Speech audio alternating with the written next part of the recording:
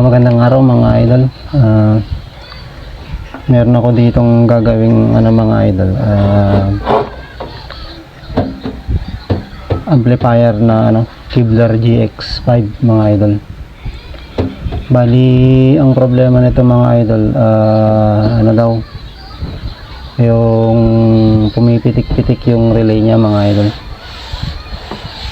Bali ito kasi mga idol, hindi ko alam kung pag nilalakasan niya ganun, pero sabi naman ng may-ari basta pag nagbukas bumibitiw-bitiw na yung relay niya mga idol. So mga idol, buksan ko lang mga idol para i-check natin yung niya, yung pyesa niya mga idol.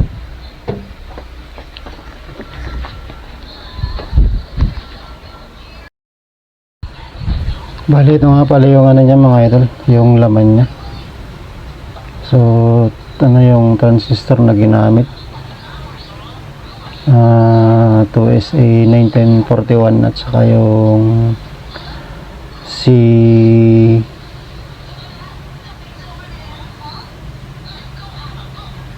ano ba?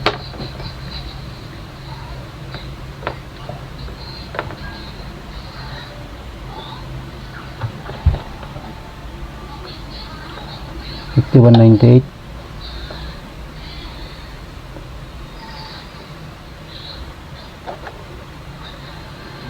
Yan, yung kadalasang ginagamit sa mga idol, yung transistor niya.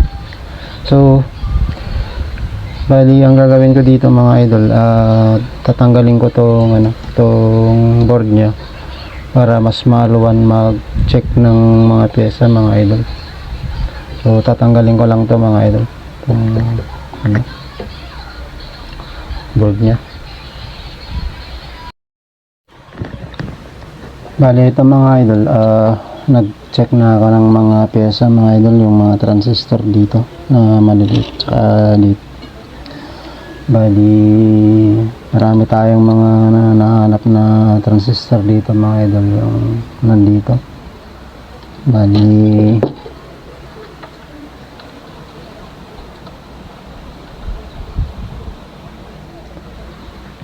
ito yung mga nahanap natin mga idol.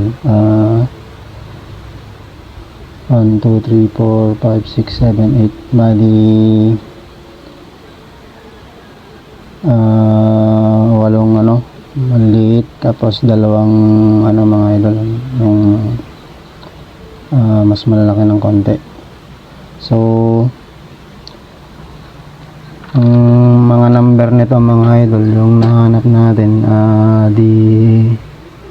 D667 yung isang malaki, tapos yung maliliit A1268, tapos C2240.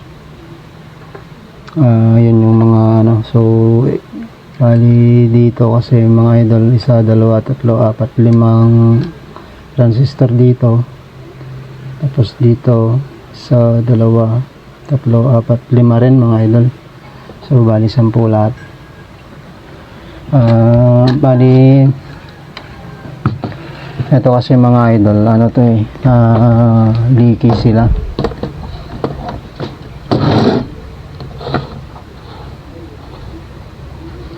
Bali ito mga idol, yung gamit kong tester kasi Sanwa, meron siyang mga idol, meron siyang 100K. So yan yung ginagamit ko para matest ko yung yung leaky. So ito katulad nito mga idol,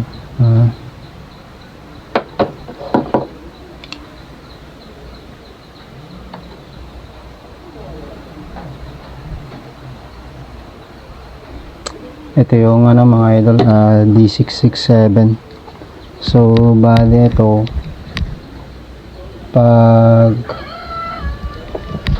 pag tinester natin, bali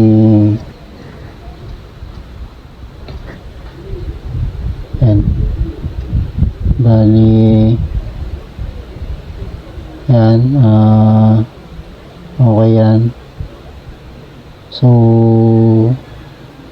ayos yan mga idol. Kaya lang pag nilipat, bali ano kasi sa NPN mga idol, so dapat okay yan, okay sana yan. Tapos pag nilipat ko yung itim mga idol dito sa collector at saka sa emitter, kasi ang base niya ito yung base. So base, collector, emitter. So pag itong emitter at saka ano yung tinis ko yun, kung mapapansin nyo gumalaw na, dapat wala yan mga idol eh. So kahit yung ano, pag inikot ko meron pa rin siya, dapat wala yan. Dapat ang gagalaw lang yung base at saka base, collector, base, emitter, tapos wala nang iba. Dapat ganun mga idol. So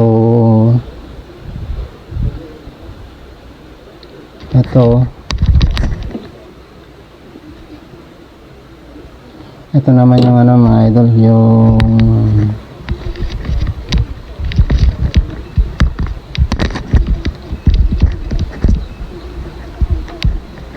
ito naman mga idol yung ano, B647.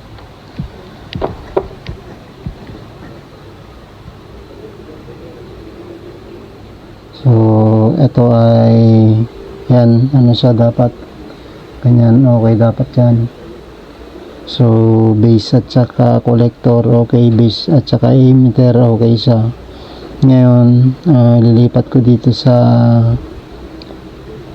collector at saka emitter, meron na siyang palo. So dapat wala yan mga idol. So ito ay leaky, puro leaky. So hindi ko alam kung alin sa kanila yung mga ano idol, yung PNP at saka NPN. So ito ay ano, PNP. So halos lahat ng terminal, so pupalitan na to.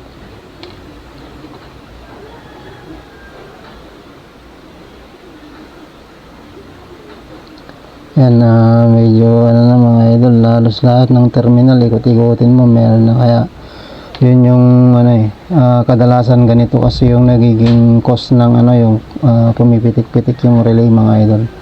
So to mga idol, papalitan ko lang to mga idol.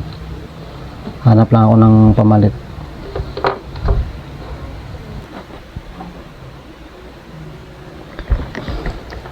Bali ano mga idol, wala kasi akong stock no A1268 mga idol. A970 kasi ang dating ginagamit ko dun mga idol sa A1268. Ngayon wala kasi akong A970 mga idol, wala akong available. Tapos yung ano mga idol, itong maliliit na yung C2240 meron ako mga idol. C3200 kasi yung ginagamit ko dun. Bali ano mga idol, ganito na yung gagamitin ko lahat sa ano. Bali yung ano mga idol, yung C2240 D667 yung ilalagay ko dun. Tapos yung A1268 B647 yung ilalagay ko mga idol. Parehas naman sila ng ano, ng base. Pagka nakaharap sa'yo yung ano, yung number mga idol,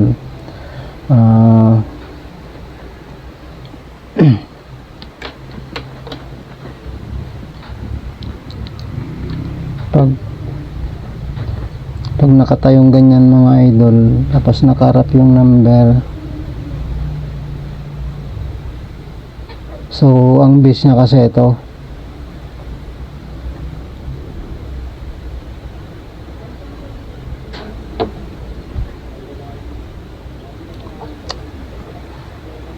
Ano to?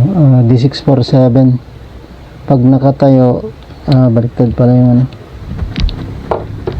Pag nakatayo siya, Dito pala yung ano mga idol, ito pala yung base nya, ito yung base collector emitter, baliktad. Parehas lang naman sila mga idol nitong ano, nitong D667 tsaka dun sa ano, C42 ay C3200 ano kaya C2240. Tapos yung B647 naman positive kasi to, paras naman sila nung ano, nung A970 at saka A1268 mga idol. So ganito na lahat yung ilalagay ko mga idol. Bali ilalagay ko lang mga idol. Saka nga pala yung ano mga idol, yung okay pa dito na transistor na maliliit, itong A970 at saka yung 2240 na to, mga to, bali papalitan ko na rin ng malalaki yan mga idol. Kakabit ko lang mga idol. Ito mga idol, naikabit ko na yung ano, yung mga transistor. So bali magpare-parehas na yung ginawa natin mga idol. Yung ano, yung malalaki na yung nilagay natin, so pinalitan na natin lahat mga idol. Bali kabit ko lang sana mga idol sa bahay niya.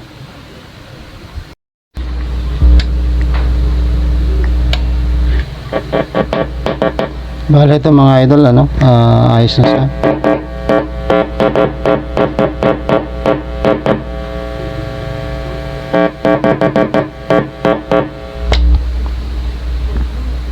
Bali ano to mga idol, i-aayos ko na lang, tapos tatakpan ko na to mga idol.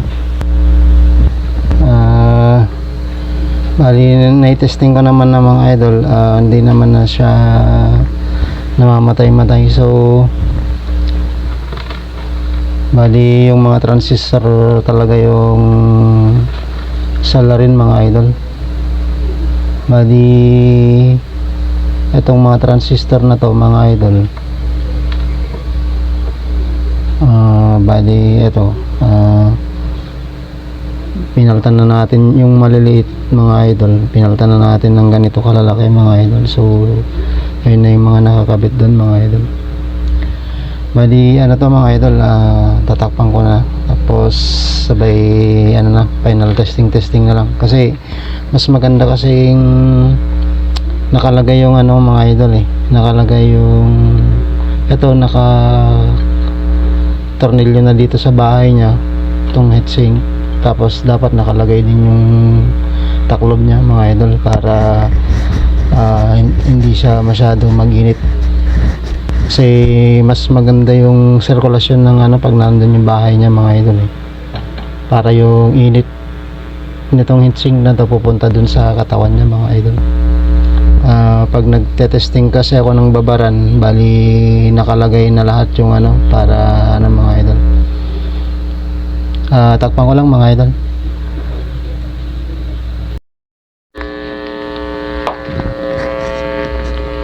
So bali yun mga idol, okay na siya. Bali ano na lang mga idol, babad-babad na lang ng testing, pero hindi na siya namamatay mga idol. So yan lang, at maraming salamat mga idol.